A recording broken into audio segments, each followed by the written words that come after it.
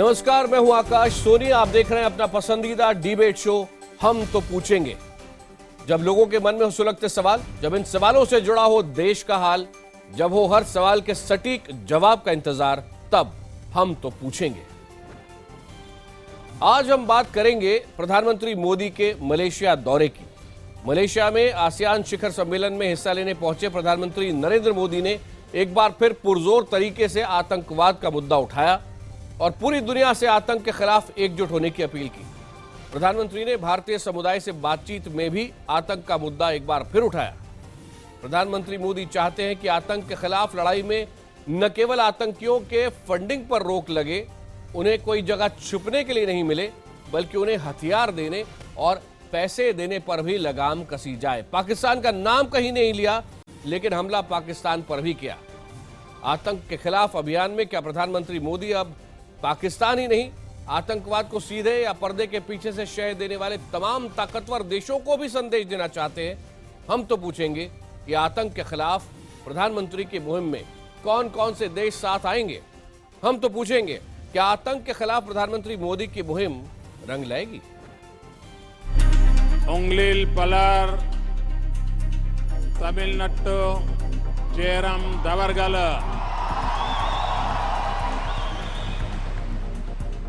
Ungalanai Varakam Vadakam. India also exists in every Indian. And Malayalam Indians are the largest contingent to the annual Pravasi Bharatiya Divas in India. Many Indians make vibrant Gujarat Summit more vibrant. Thousands of your forefathers came forward to join Netaji Subhash Chandra Bose and the Indian Nation Army. Terrorism is the biggest threat to the world today. There are no sanctuaries, there are no funds, there are no arms. आज जो हम सवाल आपसे पूछ रहे हैं वो ये, क्या आतंक के खिलाफ प्रधानमंत्री मोदी की मुहिम रंग लाएगी? हां के लिए IBN 7 स्पेस Y और नहीं के लिए IBN 7 स्पेस N टाइप कर अपनी राय आप हमें 51818 पर SMS कर सकते हैं। इसके अलावा आप #HTP और #मोदी इन मलेशिया से ट्विटर पर भी अपनी राय दे सकते हैं, जिसको हम इस कार्यक्रम में शामिल करेंगे। इसके अलावा फेसबुक पर IBN खबर के पेज पर भी #HTP लिख कर आप अपनी बेबाक राय सामने रख सकते हैं। बड़ी चर्चा के लिए इस वक्त हमारे साथ जुड़ चुके हैं बीजेपी के प्रवक्ता अनिल बलूनी, कांग्रेस के प्रवक्ता मीम अफजल, पूर्व राजनयिक सुरेंद्र कुमार जी और पूर्वी एशिया के एक्सपर्ट जो लाओस में भारत के राजदूत भी रह चुके हैं, डॉक्टर SD मुनी। लेकिन सबसे पहले बलूनी जी आपके पास आ रहा हूं। पाकिस्तान का नाम आज भले ही प्रधानमंत्री जी ने नहीं लिया हो, लेकिन जिस तरह का संदेश दिया गया, और मैं शब्दशः पढ़ना चाहता हूं, उन्होंने ये साफ कहा कि जब मैं कहता हूं कि दुनिया आतंक के खिलाफ साथ आए, तो मेरा मतलब यह है कि कोई भी देश आतंक को बढ़ावा ना दे। क्या पाकिस्तान में जनरल राहिल शरीफ को चिंता होनी चाहिए? सभी के पास 45 सेकंड के लिए मैं आ रहा हूं। सबसे पहले अनिल बलूनी जी, आपका समय शुरू होता है अब। देखिए आकाश जी, आज आपने सवाल पूछा है कि क्या नरेंद्र मोदी जी की मुहिम रंग लाएगी। मेरा कहना है कि मोदी जी की मुहिम जरूर रंग लाएगी। और देखिए, मोदी जी आज पूरे विश्व में आतंकवाद के खिलाफ जो जंग है उसकी अगुवाई कर रहे हैं। और देखिए, पूरे बड़े बड़े देश जो हैं उनकी आंखें झुक जाती हैं जब मोदी जी कहते हैं कि क्या होता है गुड टेररिज्म और बैड टेररिज्म। जब कहा जाता है कि इनको पैसे कौन मुहैया करा रहा है, इनको हथियार कौन मुहैया करा रहा है, तो दुनिया की आंखें झुक जाती है बड़े बड़े देशों तक की।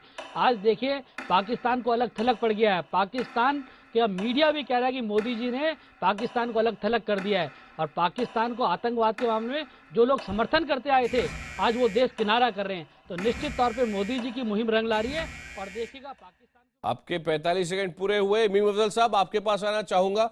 आपने ध्यान से सुना होगा प्रधानमंत्री ने क्या बातें कही हैं। आप राजनयिक भी रह चुके हैं, कांग्रेस के वरिष्ठ राजनेता भी हैं। आपसे जानना चाहूंगा कि क्या कांग्रेस पूरी तरह सहमत है जो कदम आतंकवाद के खिलाफ एक फ्रेमवर्क बनाने के लिए प्रधानमंत्री आगे बढ़ा रहे हैं, या कहीं बदलाव की जरूरत है? देखिए, भारत का हमेशा से ये व्यू रहा है, आज से नहीं बहुत पहले से, कि हम लोग हमेशा हर प्लेटफॉर्म पर आतंकवाद के खिलाफ बोलते रहे हैं। प्रधानमंत्री मोदी जी भी वही बात कह रहे हैं जो पिछली सरकार भी कहती थी, और अब पिछले 10-12 साल से हम लोग इसके ऊपर कारबंद हैं।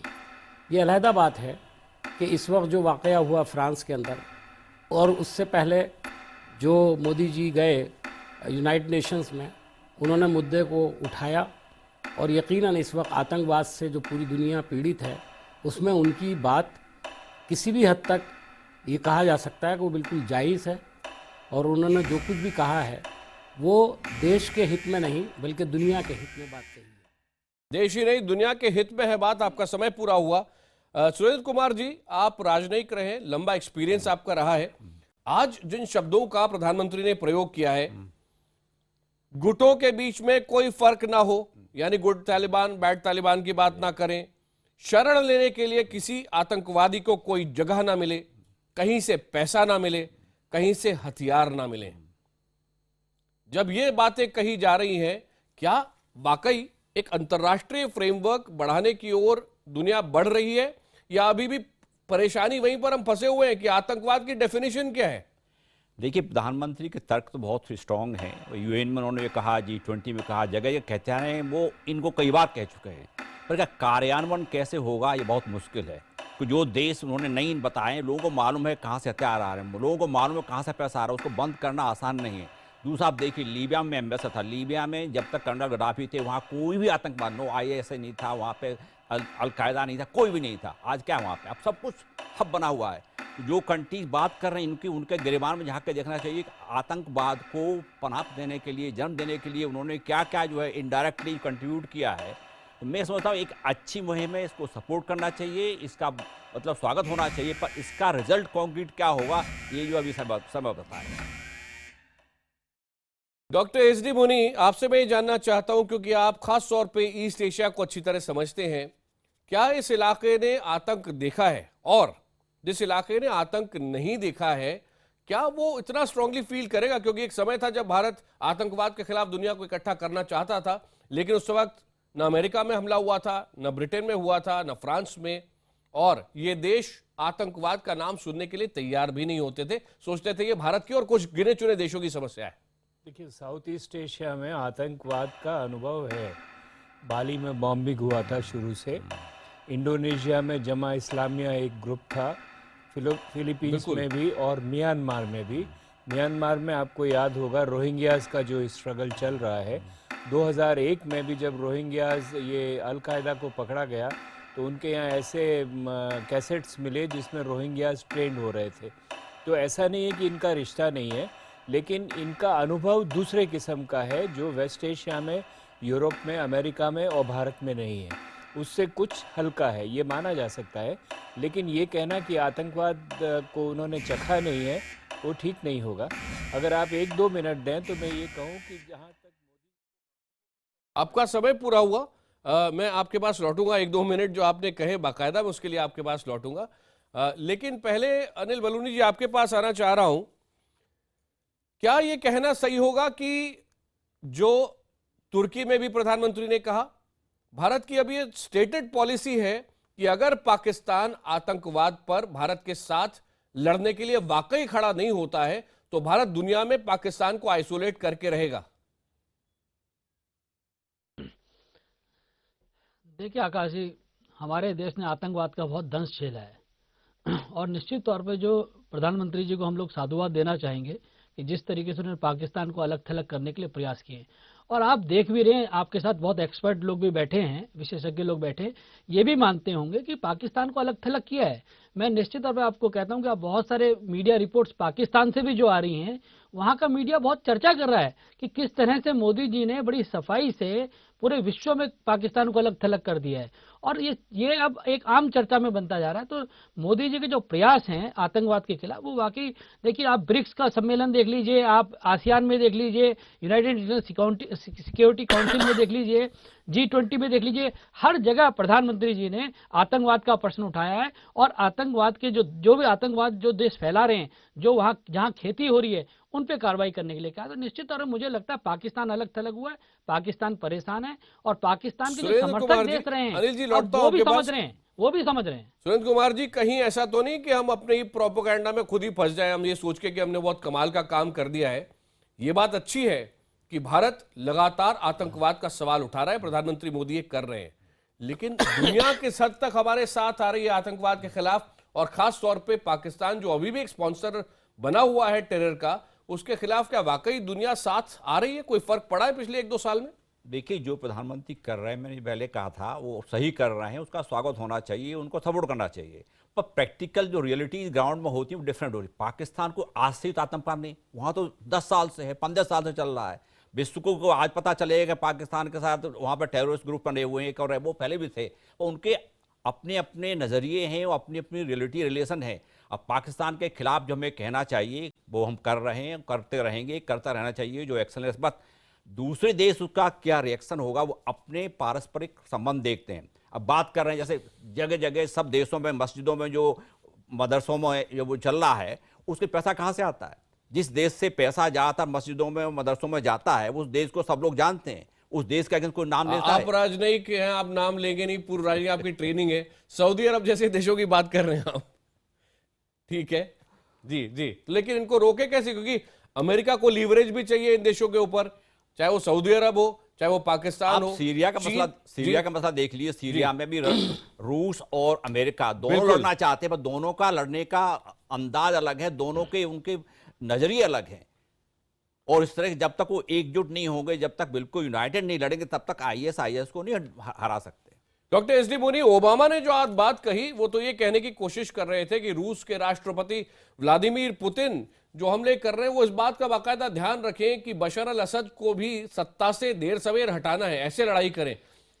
क्या वो सही है, या जो लड़ाई आईएसआईएस से सीधी लड़ रहे हैं पुतिन वो सही है? क्या आतंक कहीं ना कहीं स्टेट पॉलिसी का हथियार नहीं बन रहा है, जिसके कारण सारे देश साथ आ ही नहीं सकते?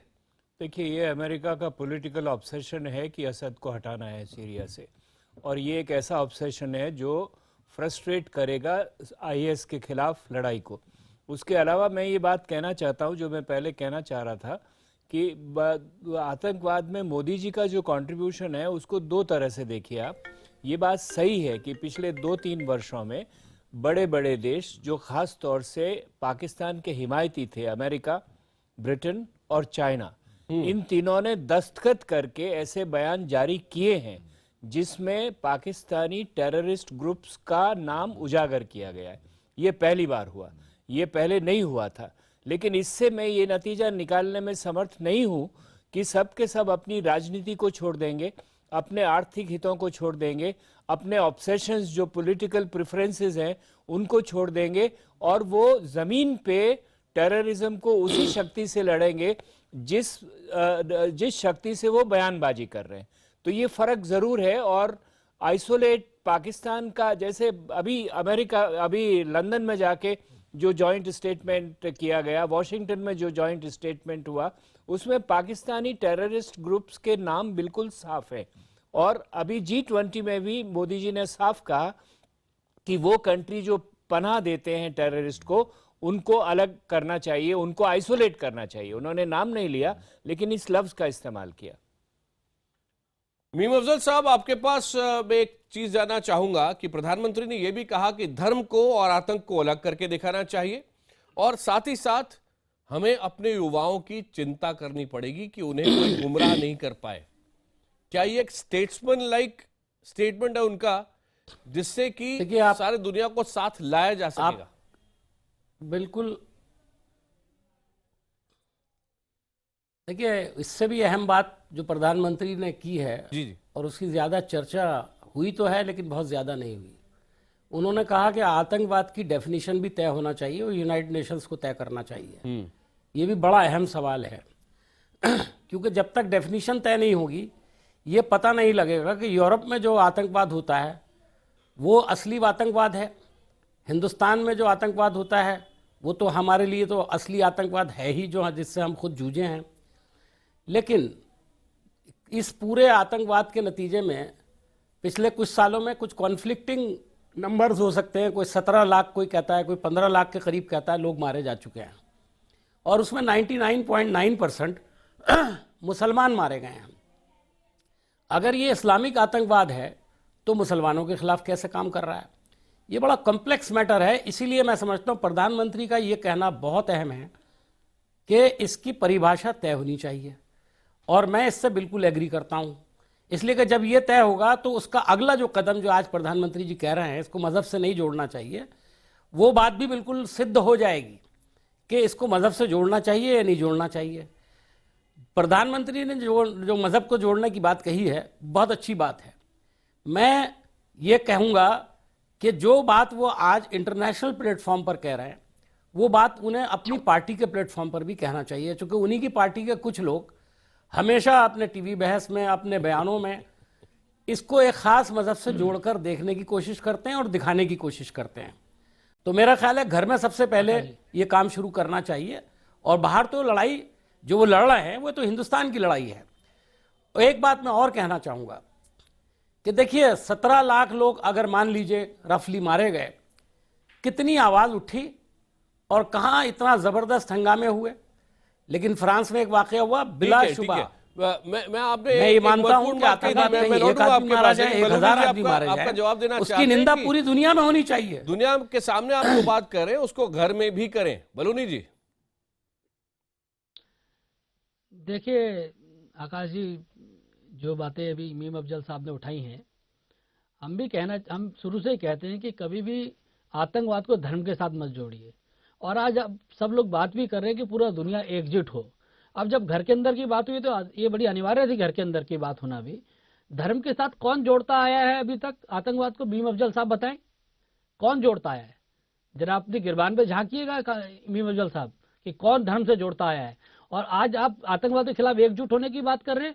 आपके नेता पाकिस्तान में जाके क्या बोल रहे हैं, आपके नेता जाके पेरिस के हमले के लिए क्या बोल रहे हैं। इसलिए जरा मीम अफजल साहब, मेरा आपसे आग्रह है, आप लोग और कांग्रेस के लोग अपनी गिरबान में झांकिए कि कौन धर्म से जोड़ता आया है और कौन एकजुट नहीं होने दे रहा है। मैं इतना ही कहना चाहता हूं इस पर। मीम अफजल साहब जवाब देना चाहेंगे? देखिए बलूनी साहब ने जो बात कही वो जवाब बराए जवाब है। अगर इसको सीरियसली देखेंगे, दिल्ली पूरे भारत के अंदर न सिर्फ आतंकवाद को धर्म से जोड़ते हैं बल्कि यहाँ की राजनीति को भी धर्म से जोड़ने का काम अगर किया है तो भारतीय जनता पार्टी के अलावा किसी पार्टी ने नहीं किया ये काम। तो थोड़ा अपने गिरबान में भी आप हाथ डालिए। अच्छा, और उसको भी देखिए मणिशंकर कि अय्यर आपके यहाँ साहब ने कैसे पेरिस लोग हमले के लिए किस क्या किस्म के कहा? बयान देते रहे हैं। और मणिशंकर खुद आपके अय्यर साहब ने पेरिस प्रधानमंत्री हमले के लिए क्या कहा? खुद आपके प्रधानमंत्री, देखिए वो तो मैंने आपको जो बात कही आप शायद समझे नहीं। मणिशंकर अय्यर साहब ने जिस बात को बहुत बराह रास्त कहा है, मैंने उसको इनडायरेक्टली कहा है कि 17 लाख लोग मर जाते हैं तो हंगामा नहीं होता, लेकिन अगर पेरिस में हमला होता है तो पूरी दुनिया जाग जाती है। जागना बहुत अच्छी बात है, लेकिन 17 लाख लोगों के मरने पर भी इसी तरह जागना चाहिए जिस तरह पेरिस के लिए हम लोग जाग रहे हैं। अच्छा मीम साहब, पेरिस के हमने भी खुद कहा है कि पेरिस और इसमें भारत के साथ दुनिया हल्ला मगरबी ताकतों ने क्या किया? भारत में हमला हुआ तो कोई नहीं मगरबी ताकतों ने भारत के साथ क्या किया? जब हमारे यहाँ दहशतगर्दी के वाकयात हुए तो यही अमेरिका, यही यूरोप, यही यूरोपियन यूनियन कभी हमारी मदद के लिए आगे खड़े नहीं। उन्होंने पाकिस्तान के खिलाफ एक लफ्ज नहीं बोला। आज जब अपने ऊपर सर पर आइए तो बोलने को तैयार है। क्या हम उसके करीब जा रहे हैं या वहीं के वहीं खड़े? कितनी अहम बातें की हैं। अब दोनों को रोकना सुरेंद्र कुमार जी बोलते हैं तो बिटवीन द लाइंस पेपर में तो हो सकता है, पर इम्प्लीमेंटेशन में बहुत डाउट है। मैं कहना चाहूंगा कि एक प्रधानमंत्री ने एक और बात कही थी 2-3 दिन पहले, कहा था उन्होंने कि हर देश को जो कुछ धर्म के लोग हैं, ओपिनियन मेकर्स लोग हैं, जो मॉरल फीचर्स हैं, वो सब मिलकर के जो है यंग जनरेशन को उस तरह से जो है बताएं कि जो है किस तरह आतंकवाद की तरफ जाना। तो ये बहुत अच्छी बात है कि हमारे देश में तो ये बहुत जरूरत है इस चीज की। Moral and ethical values are being eroded. हमारे यहाँ आप स्कूल में जाइए, कहीं भी जाइए, जब कुछ देख रहे हैं, चाहे करप्शन हो, चाहे किसी तरह का वायलेंस की तरफ जाने का हो, ये इसी वजह से moral and ethical values family में, स्कूल में, सब जगह कम हो रही हैं। डॉक्टर मुनी, आपके पास मैं आ रहा हूं। अंतरराष्ट्रीय स्तर पर जब हम आतंक की बात करते हैं, क्या वाकई हम किसी अग्रीमेंट की तरफ बढ़ रहे हैं कि नहीं?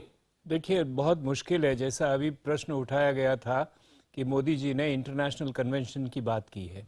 ये कि इंटरनेशनल कन्वेंशन का जो मसला है टेररिज्म के खिलाफ, वो पिछले 20 वर्षों से यूनाइटेड नेशंस के सामने है और कोई उस पर हल निकाल नहीं पाया। उसकी वजह ये है कि हर देश उसको, खास तौर से बड़े देश, उसको अपने नज़रिए से देखते हैं। मैं आपको छोटा सा एग्जाम्पल देता हूँ। पेरिस का जो हादसा हुआ, उस पर इतना बलवा हुआ, उससे 1 वीक या 10 दिन पहले रूस का एक हवाई जहाज इजिप्ट में गिराया गया। दोनों के सोर्स आईएस हैं जी। उस पे हमला, उस पे कोई चर्चा नहीं हुई और इस पे इतना बड़ा बलवा हो गया। ये राजनीति है यहाँ की। और इसी तरह से जब सीरिया की हम बात कर रहे थे, तो आईएस से लड़ेंगे, लेकिन पहले असद को हटाइए, नहीं तो नहीं लड़ेंगे, असद को नहीं हटाएंगे तो हम लड़ेंगे। ये इस तरह की जो बातें हैं वो सब राजनीति से उलझी हुई है, आइडियोलॉजी से उलझी हुई है और उसके साथ ही साथ फाइनेंशियल इंटरेस्ट से उलझी हुई है। और जब तक इनका कोई सफाया नहीं होता, इनमें कोई सामंजस्य नहीं पैदा होता, मैं नहीं समझता हूं कि ग्राउंड पे एक्शन इफेक्टिव होगा। ग्राउंड पे एक्शन हो सकता है लेकिन इफेक्टिव नहीं होगा। फोकस लड़ाई की जरूरत है, जिसकी अभी भी कमी है। उदाहरण के लिए आईएसआईएस को ही ले लीजिए। आप सबका बहुत बहुत धन्यवाद इस बहस में शामिल होने के लिए। लेकिन सभी दर्शकों को एक बात कहना चाहूंगा, आज रात 9 बजे IBN 7 पर जरूर आइए। मानव बम कैसे बनाया जाता है, क्या सिस्टम होता है, वो किस तरह से ये आज भी हो रहा है, ये हम बताएंगे रात 9 बजे। अभी फिलहाल वक्त है आपकी राय का। हमारा सवाल हमने पूछा था, क्या आतंक के खिलाफ प्रधानमंत्री मोदी की मुहिम रंग लाएगी? और आज दर्शक बिल्कुल एकदम साफ कह रहे हैं, 97% दर्शक कह रहे हैं हाँ, 3% कह रहे हैं नहीं। फिर ट्विटर पर भी हमने ये पोल किया और वहां पर 88% दर्शक, वहां भी बहुत ज्यादा दर्शक कह रहे हैं हाँ और 12% दर्शक कह रहे हैं नहीं।